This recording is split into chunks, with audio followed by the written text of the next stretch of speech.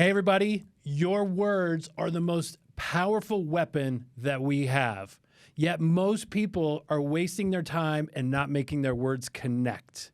Let's try and fix that today and get some good insight from Phil M. Jones and his book, Exactly What to Say. Nicole, you ready? I'm ready. Let's do this. Here we go. All right. Welcome back, everybody, to Why It Matters, your passport to navigating the ever-changing real estate, mortgage, and economic landscapes with some life hacks thrown in here and there. I'm Justin Knoll. And I'm Nicole Ruth. We're here to empower you to better serve your clients by staying ahead of the game. Welcome back, everybody, to the next episode of Why It Matters. We are so excited to talk today. We got some good stuff coming to you, but before we get started, please make sure you like and subscribe and bring friends to the next episode. That's what we're trying to do here, is create this big audience of really great-minded people. So that is your job and homework. Cool? I love it. Let's do it. Good call to action. All right, y'all. So for some of you, there was an event that Nicole hosted, the Ruth team hosted, called The Next Big Thing here in Denver a few weeks ago. Yeah. Top-notch, world-class speakers. One that we both really connected with was Phil M. Jones. And Phil's written this book, Exactly What to Say, The Magic Words of Influence and Impact. He was the last speaker of the keynote. Holy cow, sent it off perfectly. Yes. I mean, it was like an hour and 15, wasn't it? Yeah. And the whole thing was just amazing. Like, I didn't want to leave a single minute of it. That's right. Yes. So following up from that, Nicole had an opportunity to go spend 2 days with Phil M. Jones in New York and take his course and dig into this. So I want to hear all about this, what you thought, what you brought back for us, and then we'll share some things with you guys. But how was New York? Oh, I love New York. Yeah, I know you do.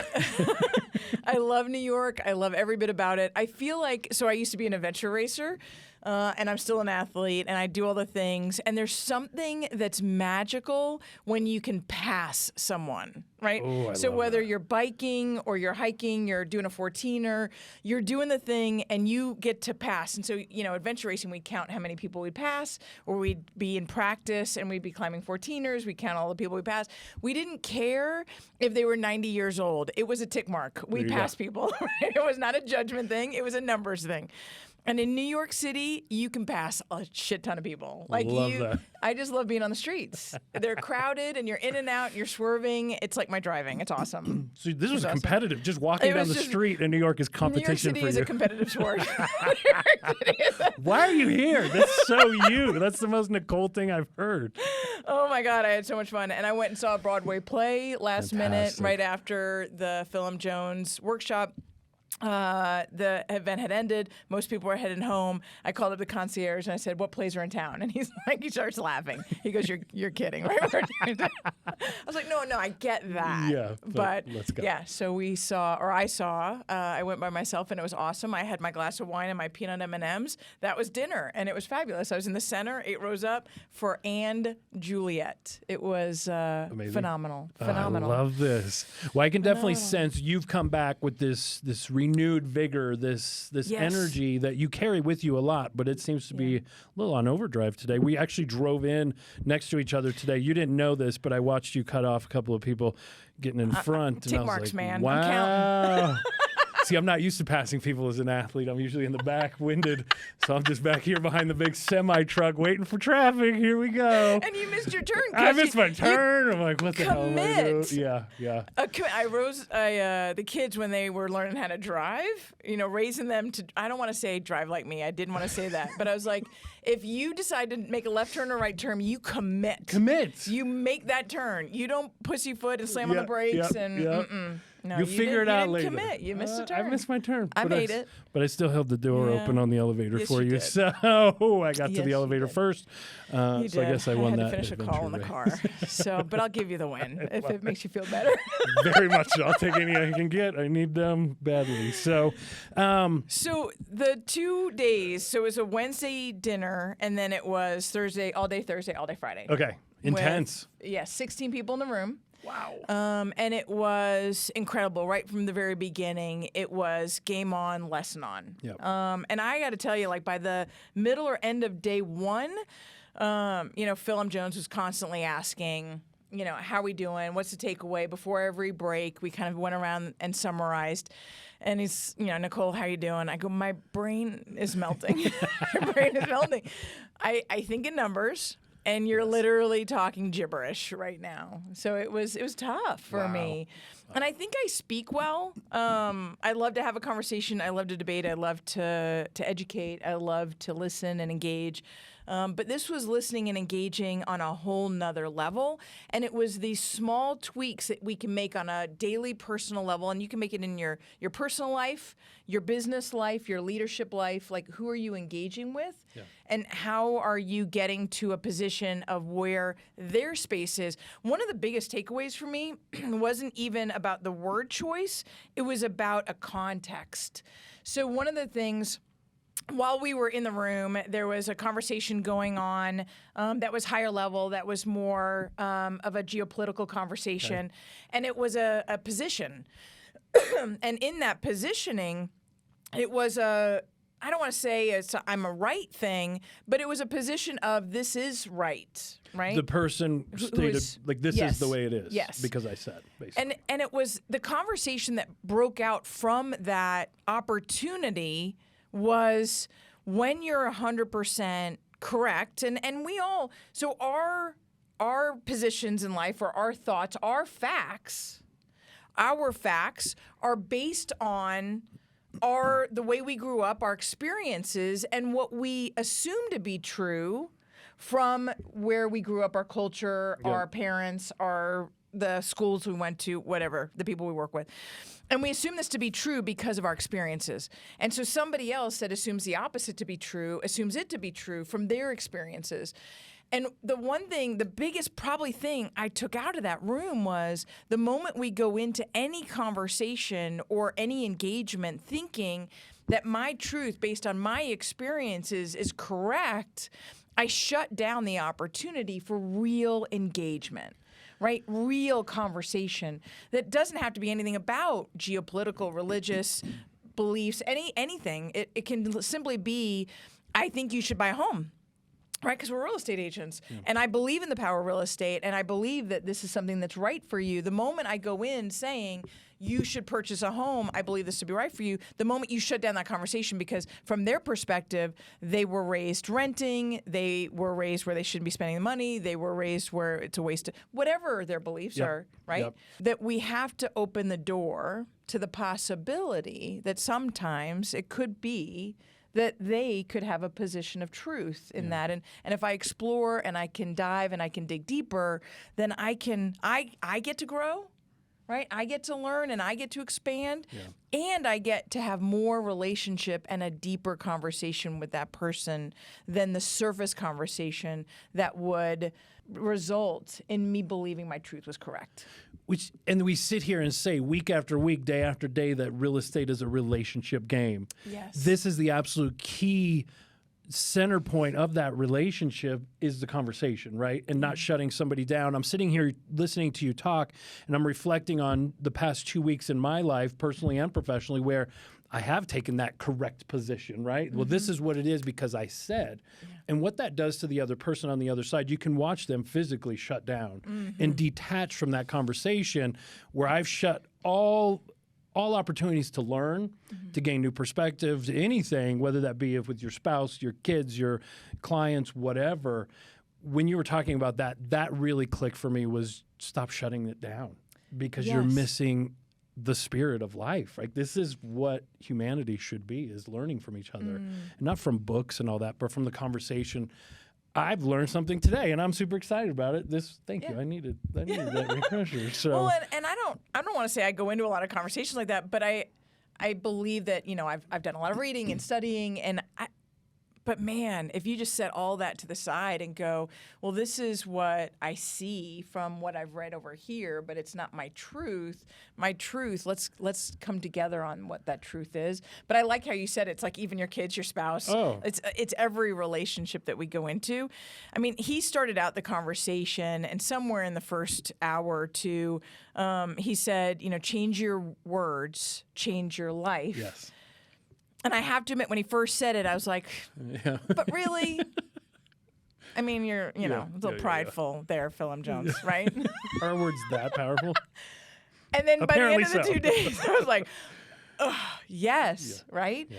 You change the little idiosyncrasies of the word choice and the manner by which you have that relationship, and you go in with this wide openness. In fact, he talks about the 4 pillars of what he does, and that's, you know, that's one of them. It's like one of the things that he says, and I'm kind of going out of order, but he says curiosity is the fuel for great conversations. Love that. But I would literally say that curiosity is the fuel for a great experience. It's for a great life. It's that curiosity to ask more questions instead of coming out and stating a fact, than just to be curious to learn more and always be in that. I think it's definitely one of the 4 pillars, and it's the second one. It's not the first one. I'm saying them out of order, but I think it's so much bigger than that. Is what I would took agree. away. Yeah, it's that what else, what if, Yes. right? That next, keep digging in, and let's get to where I'm sitting here stuck on that last piece of perspective and our own truth. The more I ask, the more I can uncover in their own truth, right? Yes. That's what I'm trying to do is let's dig in and find out what product of your environment are you actually, what has gotten you to this point. So continuing to ask the questions. What NAR comes out with this survey every year, National Association of Realtors, and they have for 50 years. And they ask buyers and sellers, like, what's Yes. most important to you? And the top 3 things have always been, well, probably not as much, clean car and clean clothes, guys. Let's raise the bar a little freaking bit here and perform a little bit better than that. If you're driving around with, you know, McDonald's Yes. wrappers in your car and haven't washed it in a while, let's Do go we fix actually? that. Do you today. drive buyer and sellers around anymore? It's a good point. We really don't. It's a good point. It's a I was good point. wondering. Just Yeah. make sure the outside's clean. Yes. But the number one thing consistently year after year, decade after decade is communication. Yes. And I think for so many people in this business, we think that communication is saying the right things, being so scripted, going to all these scripts and dialogues classes that I'm going to sell you. I'm going to sell you Yes. some. Guys, the average price of a home in the U.S. is $400,000. Nobody's selling a home. You're not tricking anybody into this. Yes. This is about discovering what it is. And the communication for me is almost, how do I display that I've listened through my actions and asking the right words to dig deeper?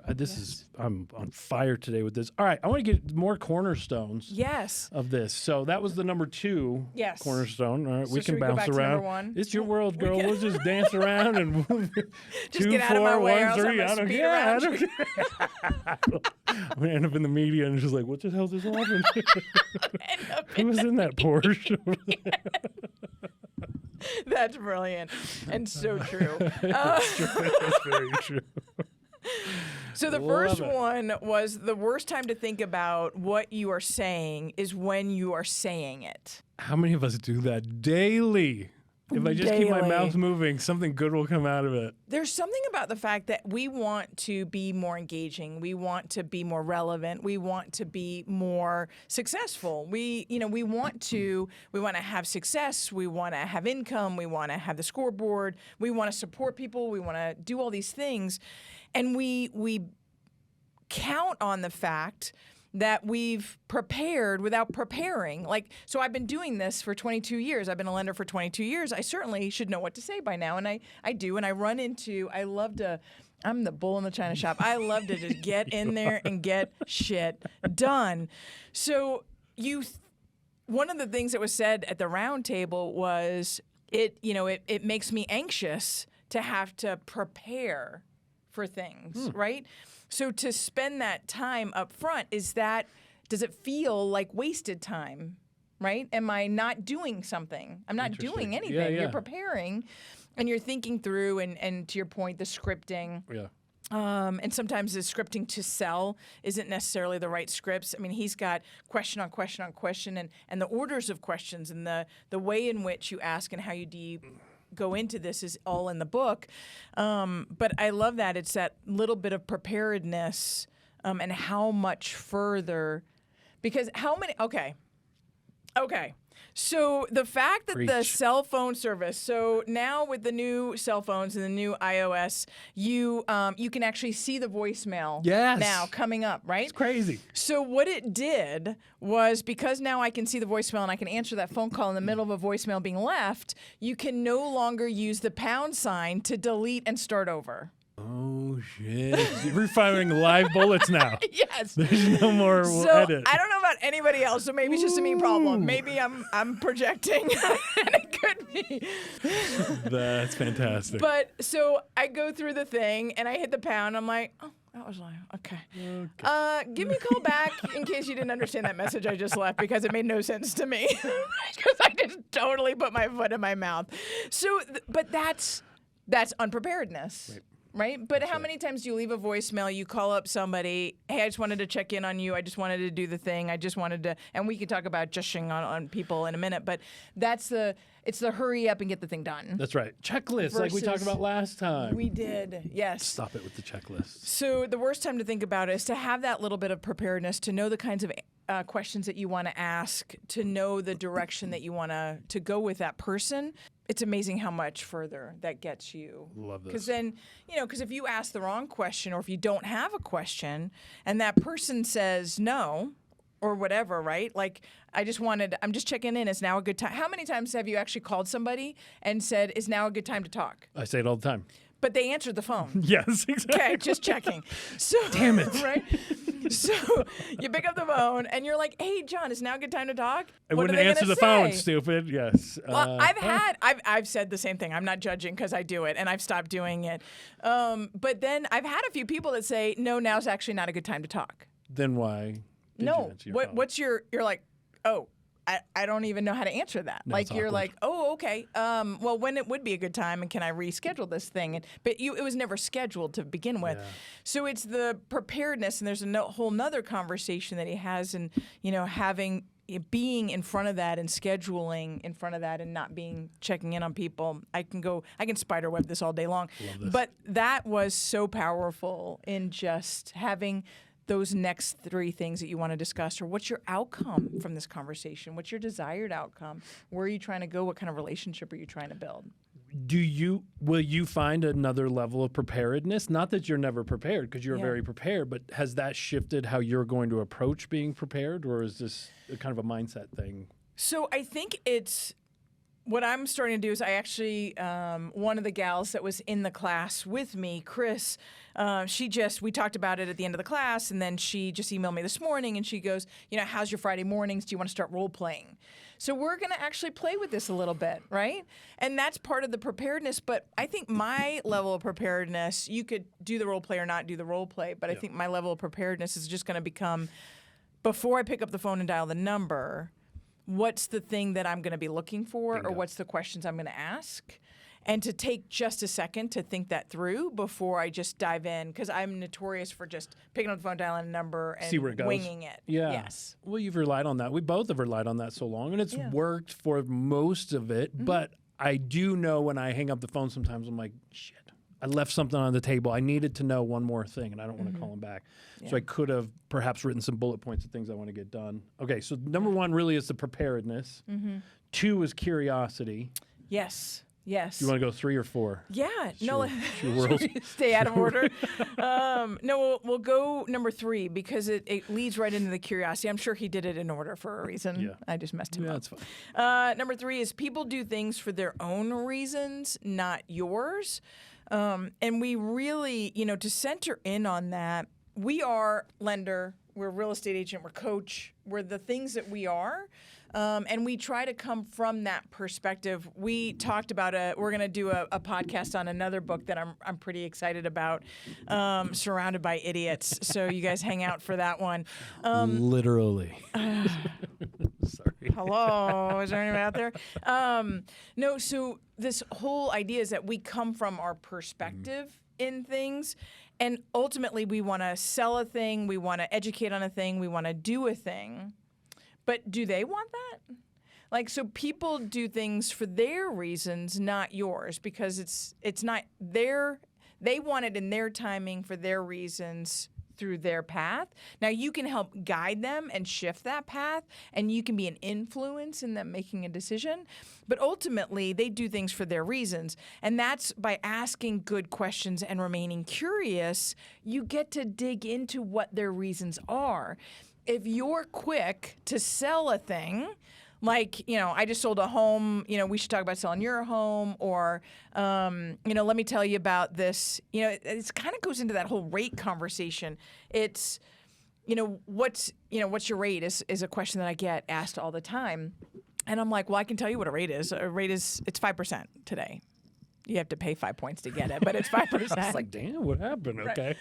But if I understand what you're trying to achieve, what this loan is going to do for you, what you want this home or the next one, or maybe no more, maybe you just need the safety and stability of the roof over your head, maybe this is important and this is important. Now I can have an enriching conversation with you that actually drives towards solutions, not just throwing out a fact that doesn't actually align with what your goals or your reasons are. So, people doing things for your reasons, not do for their reasons, not yours. In fact, he said this a couple times, and it really resonated with me, and I've been letting it just kind of repeat in my head that he said at the end of all the questions, and when we finished having that relationship, I want to be able to get to a point. My goal at the end of the conversation is to be able to say, because of the fact you said, right? Not because I said, and not because I'm selling you a product or service, but because of the fact that you said that multi-generational wealth was important to you, or the fact that you wanted to have your parents living closer to you so that you could support them, or that you wanted to be close to your grandchildren, or that you're 45 and you're worried that you're not going to have enough money in retirement at age 60, or that you're 30 years old and you want to take advantage of building millions and you want to do it through real estate, or you want to, a hobby, or you want to do this because of the fact that you said, then we can go into exploring what the solutions are. Now it remains their property, if you will, right? That thought, that idea remains theirs, not something you've taken ownership of and said, well, I'm going to get you there and I'll do it. Yes. And just follow me. Well, all you're doing is you're framing their story. It's fantastic. Right? And creating that solution. I love this. It really so ties good. in with another one of our favorite books is Building a Story Brand, and it's Yes. about making the consumer the hero of the story, right? Yes. And this speaks directly to that. Yeah, you talk about that all the time, taking I the cape love off that. of you Yeah. and putting it back on Take them. your damn cape off. We'll talk about that in another episode. Is that another one we need to do? Take your cape off, put it on others Yes. every day. The last cornerstone I think is super interesting, and that's the person asking the questions Yes. controls the conversation. Yes. So really Yes. for me is that keep going with the questions, probe one more, what else, one more what if, that kind of thing. Is that how you're going to apply it? So the person, because that was like so what if I get shut down, or what if they ask me a question back? Like it's a bit of a dance when you think about the person that controls it. It seems a little manipulative. I'm just like, should I be doing it that way? The person that controls the conversation. Yes. But it is, you can answer a question with a question, and you can gain that control back. Right. So, but it's the person that is inquiring, the person that's open, that controls the conversation, because you're steering it by digging in a little deeper and a little bit deeper. Yeah. And he showed some examples while we were with him during these 2 days where he would ask like 12, 15 questions in a row. And he's like, you're not going to do this in a conversation. You're not going to ask all these questions. But he goes, but you could. Right. And here's how you could get even deeper and break through the barriers and really get to know them in the position that they're standing in, right, in order to be able to support them. And so that's why it puts you more in a relationship versus, on the maybe on the defense. Yeah, this is awesome stuff. So along with this goes obviously to practice and put this into your daily grind now. It's going to be role playing. Yes. It's something you've talked about is role playing, probably within your team with this gal, Chris, who you met there. How are you with role playing? I don't enjoy it. That's what most people say. That's why I ask. It's a very universal response. It is a very because it's unnerving, right? It's it uncomfortable. It's not for real. Yes. But I think that's part of the advantage, right? Is it's not for real. Let's take this opportunity to not fire live bullets and get some practice in. I mean, we all have critical conversations. You started out this conversation today about the fact that the words matter, right? Mm-hmm. That your words, rarely do we speak neutral words. We speak words that have an impact, whether it's a positive impact or a negative impact. Your words carry weight. They have power, right? And so to go into a critical conversation without having any level of preparedness and trying to go, hey, so he said the next question that I should ask is this, and trying to fit it in and make it sound relatable, somebody's just going to be like, Yeah, we're done what here. are you doing? Exactly. Shut. Yeah, we're done. So I think it's, or you don't. I mean, obviously, if you did that, you probably just wouldn't even read the book or do the thing anyway. Yeah. But it's having that ability to practice, even on, just start with a baby step, right? In a non-critical conversation, because we have critical conversations all day. If you take the ownership that your words have power, then every conversation starts to take on another level of being critical. You don't think about it that way. Man. But, and I don't want to like bury you like, oh my gosh, I don't want to have a conversation now because it's going to be a critical one. But we have critical ones all day long, and we don't give them what they deserve. Is what I think. And so I don't want to role play. Chris, I don't want to do it. Like, I'm just going to tell you right now, I don't want to do it.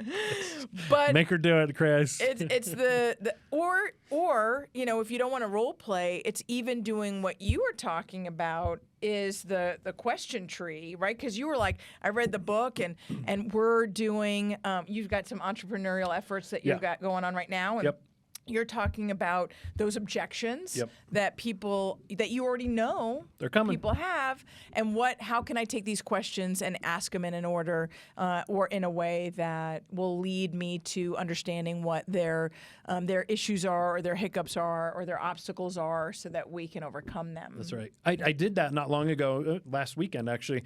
Sat quietly and just went through the first 6 chapters of the book and wrote out specific questions that I would want to ask, or maybe some objection handling with different words. Yes. And it felt so much more natural and non-combative. This wasn't this anymore. It was this, bringing them in, attracting people with fact and whatever you've got.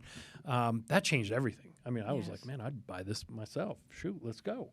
So, but take that book and just start applying your own questions for your own life, your own business, whatever it is. So the other thing is obviously being vulnerable is a huge, huge piece of this. Yes. It's scary. Well, if you take where we kind of started this conversation with the fact that if you're not 100% right, then you have to be vulnerable to being wrong. I mean, that's right. So it's that massive middle ground that I'm actually looking forward to being in the mess with people, right? So, you know, and that's one of the things he said. And it's so funny because he has a whole coaching program. So not only does he have this 2-day workshop that I did, but he has a whole coaching platform where you can become a guide for his process, which I love. And if you're interested in all, you should absolutely check his website out. But it's one of those things, too. It's like, don't go out and teach until you've gone through the training to become the guide. So I'm not sitting here trying to say that I'm teaching them. I'm telling you what my experience in all this was, which was even just scratching the surface was game-changing. I can't even imagine once I actually am able to capitalize on how to truly execute what's in the book. I mean, what kind of a game changer that will be if I'm just kind of playing and dancing around it right now. It's really more, what I got out of it was less about the specific word choice, which I'm going to keep diving into, and more about just this concept, these 4 pillars. I think that alone was massive. So as a recap on the 4 pillars, guys, number 1 is preparedness, right? Spend some time preparing. What do you want the outcome to be? What do you not know about what the situation is, and how can you get there? Number 2 is use your curiosity to drive the conversation, right? Just be curious. Ask genuinely curious questions. Not that you're checking off a list and saying, okay, thank you. You wanted 3 bedrooms, but why? Tell me, what are you going to use the bedrooms for? What you know, that kind of stuff. No, don't ask me that question. We do, as a matter of fact, when we do talk to new clients, we do ask them a couple of key questions about what do you use the bedrooms for, because some of them like to use them for gaming or office space, or you know, maybe there's a kid that comes, splits time and comes every once in a while. So we need to know kind of the thing on that. The other thing we do ask, this is Colorado, do you smoke weed? And people look like, oh my God. Well, first of all, it's legal. Y'all calm down. But number 1 is, I want to put you in a house where you've thought about how you spend your time. If you do smoke at night, I'm not going to, if you smoke and you go outside on the patio, I'm not going to put you in a house, or I'm going to alert you like, hey, the kid next door's bedroom is right there next to your patio. Probably not the best idea. Yes. Let's think about this. It's just those kind of questions. I don't know how we got onto the weed thing, but it is. I'm always curious about that kind of stuff. Yeah. Third is discovery, right? Finding out what is their story, not what ours is. And then the last one is asking questions to control the conversation. Just keep that going. There's one more thing in your book was the opening fact questions. Yes. I want to dig in a little bit about that because I think there's some really good takeaways for the audience here. Yeah. How can we restructure and reshape some of our opening questions or things that we're leading off the conversation with? I did love this because when I, in full disclosure, when I read the book before the workshop, that didn't speak to me, honestly. I read it and I just moved on to the next page because I didn't understand the power behind it. So he was talking about this opening fact question is actually a framework that allows you to enter into a mutually agreed upon conversation. Okay. So it opens up this, because we talked about this, like if I come in and I'm right, or if I'm bulldozering the situation, or I'm telling you what I think you need to know, then you're going to shut down. And you've seen, your clients or peers or family members, they're like, whatever, I'm tuning out. So he was talking about, if you're making a phone call, he's got kind of the framework or the organization of having this conversation written out in the book. This is chapter 4. It's like page 30. But he talks about the fact of, he says, you start with a polite opening, as we all would when we're jumping on a phone call, or walking into something. Hi, my name is Nicole Ruth. I'm with Movement Mortgage. In this case, maybe I'm, hi, my name is Nicole Ruth. I'm with XYZ Real Estate Company, right? Because we were talking about this from a real estate agent perspective. The number 2 thing is a mutually agreed upon fact. So the whole concept being is that if we can start on equal ground, that we both agree to this very simple mutually agreed upon fact, then we're starting from a position of openness, right? So I see that you scheduled a showing on my listing. I mean, that's not really debatable. It's a mutually agreed upon fact. Yep. I see that you were at the Next Big Thing event. I saw you, went to this thing, or you came into this, or I saw that, whatever that is. So you want some agreement, like, okay, we're on the same page. Yes. Okay. So I saw that you scheduled a showing on my listing, and then asking a very easy to answer question. So most of us, myself included. Stay on this showing one, because that is a big piece that we're seeing right now. Yes. Absolutely. So most of us would go into, well, how did your clients like it?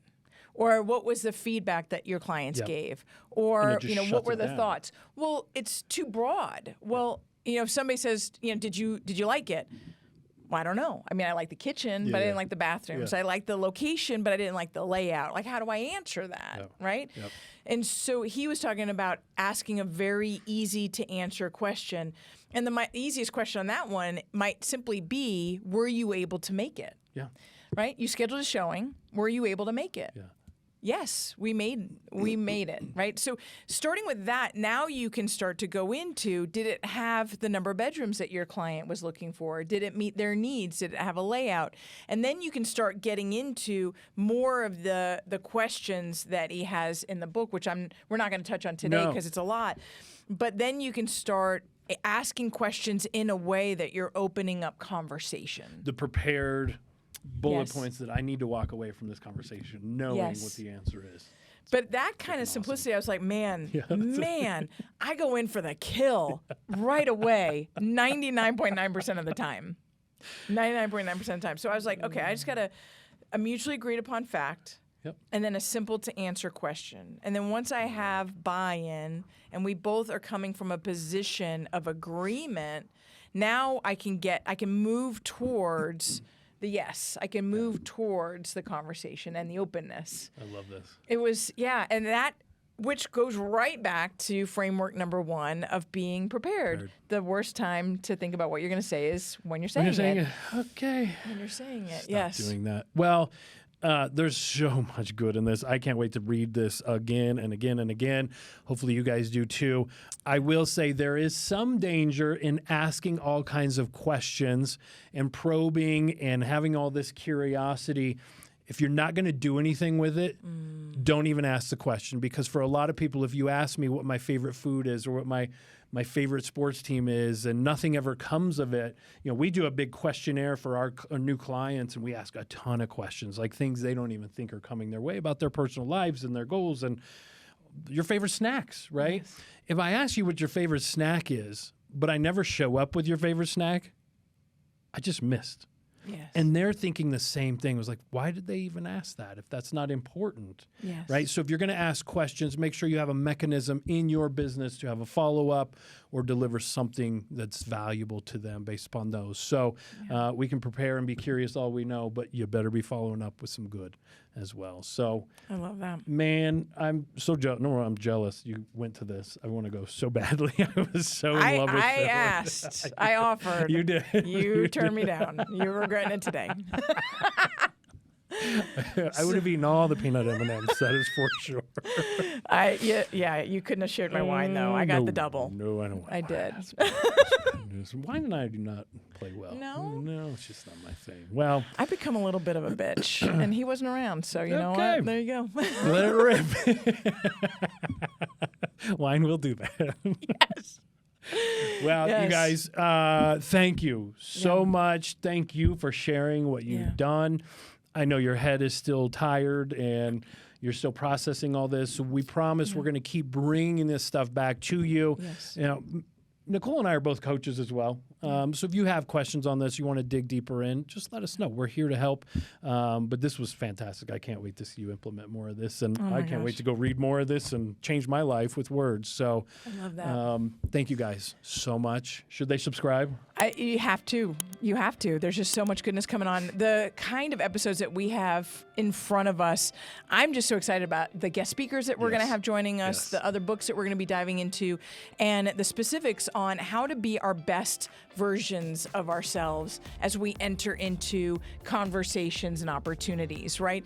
As a real estate agent, as a lender, as somebody in the real estate environment, right? We are all built, we're in this market or we're in this job because we love to serve. That's right. Very few real estate agents and very few lenders hate people. And if True. I know a couple of them.